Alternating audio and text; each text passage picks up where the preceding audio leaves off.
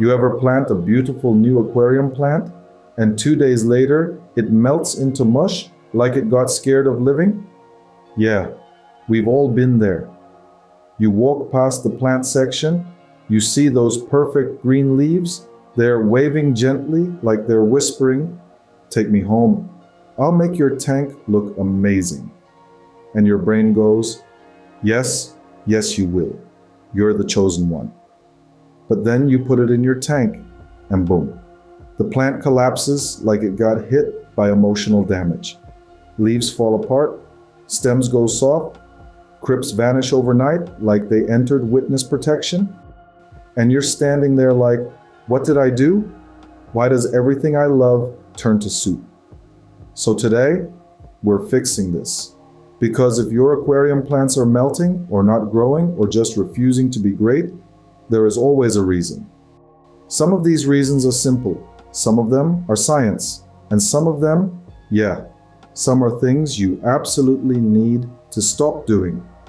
But real quick, before we dive in, hit that subscribe button. Seriously. If your plants have ever betrayed you emotionally, or if you've watched a brand new crypt dissolve like it was allergic to success, you belong here.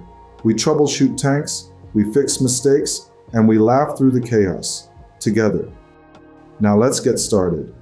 And don't click away early, because at the end of this video, we're breaking down 3 huge myths plant keepers still believe, plus 2 bonus truths that will completely change how you set up your planted tank. Especially the last one, most hobbyists have never even heard of it. Stay with me. The first thing you need to stop doing right now. Stop assuming plants melt because you messed up. Most of the time, melting isn't your fault, it's biology. When a plant goes from grown in air, emerged, to grown underwater, submerged, it basically performs a full body transformation. Leaf structure changes. Cell walls adapt. Root demand spikes. A 2024 study on aquatic morphogenesis shows that many commercial plants must melt their old leaves before new underwater leaves grow in. It's like a costume change, except it looks terrifying. But here's what you absolutely need to stop doing. Stop disturbing the plant after you've planted it. Stop pulling it up to refix it. Stop vacuuming the substrate around it every day.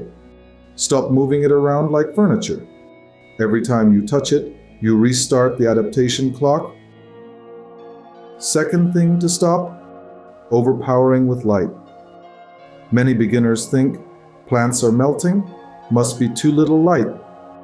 Nope, most of the time, it's the opposite. New plants plus strong light equals meltdown trigger, especially in tanks younger than 6 to 8 weeks. A 2023 environmental control study showed that high-intensity light on unstable tanks causes plants to panic metabolically. They can't handle the demand, so they collapse. If you're running 8 to 10 hours of light in a new tank, stop. Run 5 to 6 hours, let the tank stabilize. Your plants aren't lazy, they're overwhelmed. Third thing to stop, random fertilizer dosing. Dumping nutrients into the tank just in case? Stop that. Plants don't melt because they lack nutrients. They melt because their roots can't absorb nutrients yet. Liquid fertilizer overload plus weak root system creates a chemical burn effect on new leaves. A 2022 nutrient uptake study notes that early growth is root-driven, not water column-driven, especially for crypts, swords, and lotus species. So during the first 2 to 3 weeks, go easy on the liquids, focus on stable light, and let the plant establish itself. Fourth thing to stop, planting into dead substrate. When your substrate is old, compact, or just plain exhausted, your root-feeding plants are basically trying to grow in cardboard. And cardboard doesn't grow anything. Root zone nutrition matters way more than most people think. A 2023 sediment study showed that potassium and iron deficiency is the #1 cause of slow melt and stunted growth in cryptocoryne and other heavy root feeders. So if you're planting into inert gravel or your soil is old and flat and smells like defeat, your plants aren't failing. Their roots are starving. If that sounds like your setup, here's your fix. Give them real root support. Good root tabs. Not the cheap ones that crumble into sadness, the kind that actually hold together long enough for the roots to absorb nutrients. Because when the roots eat well, the plant grows well. Simple as that. What to do instead? The fix that actually works. Alright, enough about what you need to stop messing up. Now let's get into the fun part, what you should be doing instead. These are the habits that actually bring your plants back to life. #1, lower your light for the first 2 weeks. New plants need time to adapt. Low light reduces stress and lets them rebuild their leaf structure without burning out. #2, don't move them at all. Plant once, leave it alone. If you keep repositioning it like living room furniture, the plant has to restart its entire adaptation cycle every time. #3, feed the roots, not the water column. In the early stages, roots do almost all the work. So root tabs, enriched soil, or any stable nutrient source will help far more than liquid fertilizers. These 3 alone solve 80% of melting problems in new tanks. And hey, if this is helping so far, tap that like button. It lets me know you want more planted tank guides, and it really helps the channel. Myths plant keepers still believe, and why they need to stop. Myth #1, melting means the plant is dying. Nope, it means it's adapting. Some species always melt when transitioning underwater.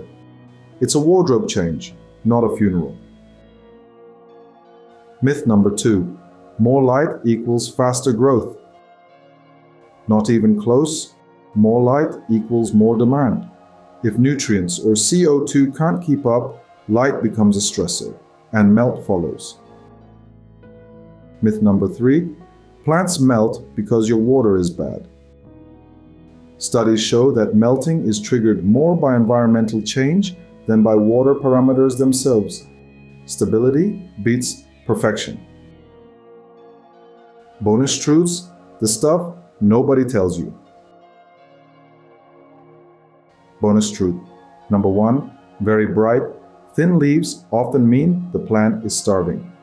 Yep, that bright new growth that looks healthy, it can actually signal nitrogen deficiency or microelement imbalance. Thin leaves equals hungry plant. Bonus. Truth #2. Plants benefit from quarantine too. New plants can carry snails, algae spores, and even bacterial hitchhikers. A gentle potassium permanganate dip or a short pre-tank soak reduces melt and contamination. Bonus truth #3. Stable tanks create stable plants. Light schedule, flow, nutrients, temperature, consistency is everything. Plants don't need perfect conditions, they need predictable ones. The calmer your environment is, the calmer your plants behave. If you survived plant melt, or if you learned something new today, share your story in the comments. We've all had plants betray us. Your funniest or most painful melt moment might make it into a future video. And if you want deeper plant guides, science-backed tips, myth-busting, and honest aquarium advice, hit that subscribe button and join the Fish Tank Mastery family. And don't forget, if you want the next big fix for your aquarium, check out the follow-up video in this series. Stop doing this if you want crystal clear aquarium water. It's linked right below, and trust me, your water clarity might never be the same after watching it. Until next time, keep your plants healthy, your water clear, and your curiosity flowing.